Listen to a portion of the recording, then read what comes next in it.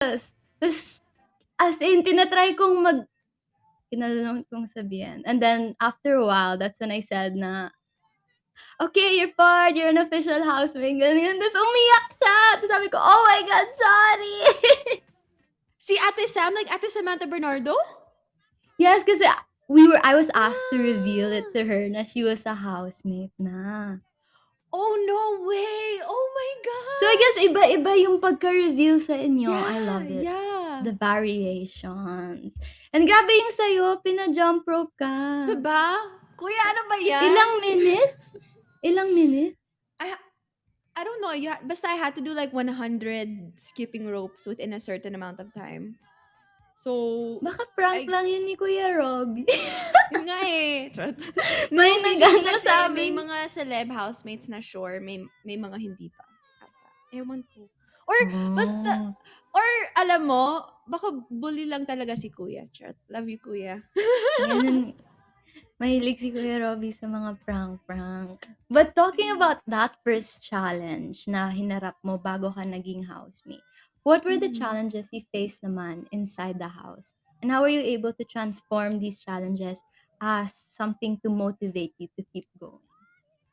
And so, I mean, there was a lot of challenges inside the house. Like, well, one, I've never lived with boys before. I've never Oh. experienced living with Mhm. other people. Um, I grew up all women in the house. Women empowerment. Char. So I was not used to that. Um, and at the same time, di ko rin sanay na parang having 17 people din inside the house. Ang daming tao yun ha. So Totoo. it was hard. Tapos lalo na ngayon, parang iba-iba talaga yung mga personalities nila. So, Mm. may mga sobrang outgoing, may mga tahimik lang, may mga sobrang guarded yung walls nila, may mga sobrang open. So, for me, parang one of the challenges was getting to be able to parang break down the wall of each person to get to know them better. Yeah. Which is some of course I want to know all of my housemates really well. So, parang it was really hard for some people that were really struggling to open up, that didn't want to open up. So parang that was one of the challenges for me, was to be able to get to know those housemates and to be able to help them in any way that I could. So parang yun, I feel like I learned naman from that. I learned how how to read different people, what they need in Yeah. a specific situation. Um, when what kind of things I can do to help. Some people need some people just need a shoulder to cry on. Some people want someone to hug them. Some people just want to Mm. know that you're there. So iba-iba talaga. Yes, and for sure you were able to create a great bond with every housemate inside. Thank you. Since Hi, it's your Taylors. thank you. Since it was your goal then to bring light, for sure, hindi lang, sabi mo kanina, hindi lang just a little bit. For sure, napakalaking kasiyahan yung nadala mo sa loob ng bahay hanggang dito sa labas, dito sa outside Oh, world. thank you. And now that you're in the outside world, what were the changes in your life naman after coming out of PBB? A lot.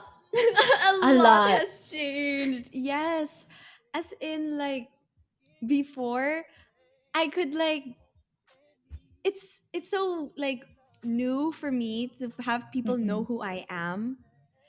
Like, you know, when you're just like walking down the street and kahit naka-mask ako, they still recognize me. And I'm like, Oh, wow! paparazzi palang mga ano, Pero like, paparazzi.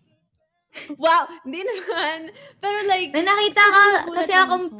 may nakita akong picture, pero Talaga? mamaya natin yun pag-uusapan, na ano, yung I think I saw it sa Twitter na I think it was after this dinner and Ah, okay. Oh my gosh. Yeah, tas yeah. para kayong mga Hollywood stars tas may paparazzi kayo. Sabi ko, "Ay, wow! Wow! Paparazzi yarn!" Oh my gosh. Hindi yun paparazzi. It's, basta. Oh, But okay, yeah, sige. it's But go on. It's family that are the paparazzi. Joke. But yun. So yeah, a lot has changed, and it's really sweet then kasi when the people that do approach, like they're so sweet, shy, like I was a fan of you and I really appreciated you inside, and gonna say, go, oh okay, like of course we can take a Aw, picture. That's so sweet. And kahit sa loob ng like ABS, like seeing other artists or something knowing who I am, and I'm just that nakaka-starstruck. that person knows who I am, diba? Parang Totoo. nakaka-starstruck din sa kanila, like, and they know my name. Yung So it's like that. matutulala ka lang, sabi ko, "Kilala mo ako?" 'Di ba? So, Parang yun, it's kinwestiyon mo so pa. like amazing na parang, wow, okay.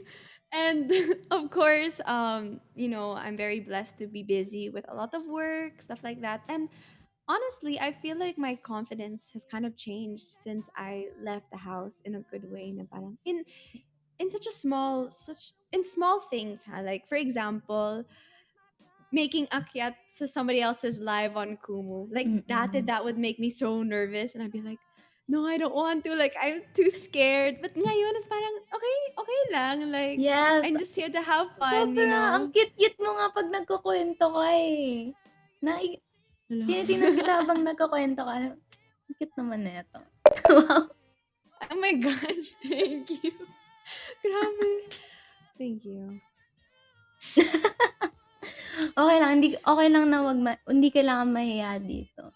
Yung mga nanonood sa'kin dino-dog show nga lang ako dito, eh. Anyway, so what inside the house, for sure you've learned a lot of things. Ang daming lessons na tinuro sa'yo ni kuya, from the challenges na hinarap mo sa loob ng bahay ni kuya. For sure marami ka ding natutunan from that. And what lessons, these lessons and pieces of advice na nanggaling kay kuya, ano yung mga lessons na yun na dinadala mo hanggang ngayon sa outside world?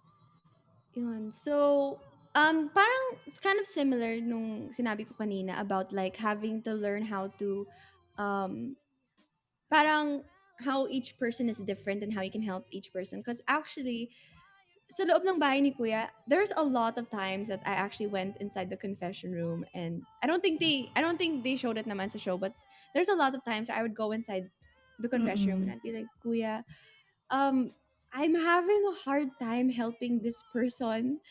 Like what I don't know how to help this Oh, person. So like what can I do? Parang ganon. It's really weird, and parang that's one thing that I figured out about myself. Kasi dati I didn't realize na parang other people's emotions or seeing other people na ganon would affect me that much. So I'm like kaya hindi ko sanay na parang so I was like, Kuya, what do I do?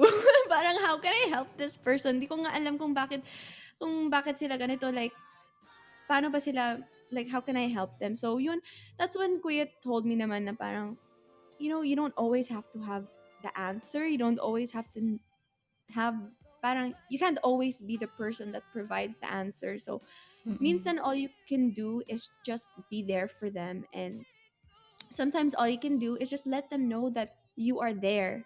And if they need you, you have to trust that they'll approach you. Parang they'll be the one to come up to you and be like, Shy, kailangan ko yung tulong mo, or Shy, pwede mo ba ako tulungan?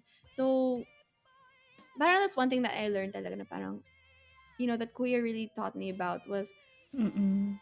to lessen the pressure on myself na parang hindi naman hindi naman kasalanan ko if I can't help that person.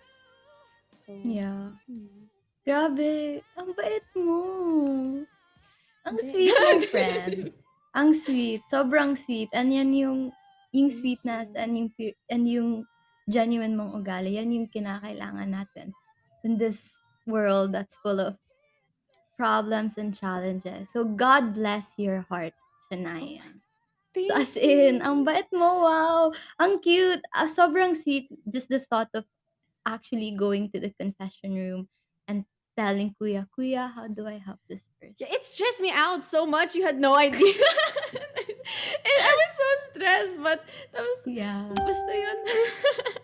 Yun, sobrang genuine mong tao. Thank you. And for all aspiring housemates out there, for the next seasons, for the next editions of your for the next batch ng edition nyo, what message do you wanna give them? Ayan. First, thank you so much. You're so sweet to me. And second, of course, to all the aspiring housemates out there, the number one thing that I can say is never, ever, ever, do not ever give up. Lalo na when you're trying to be a housemate here, never give up. If you guys knew this, you guys know that I have auditioned for PBB for multiple years. Okay, so you have to trust God's plan. You have to trust that. You have to trust the Lord's plan on when is the perfect time for you to join the Yeah. to join the bahay ni Kuya, diba? So Mm. and of course, if you are a housemate na, if you guys are watching this in the future, whenever you guys will become housemates, just focus on yourself.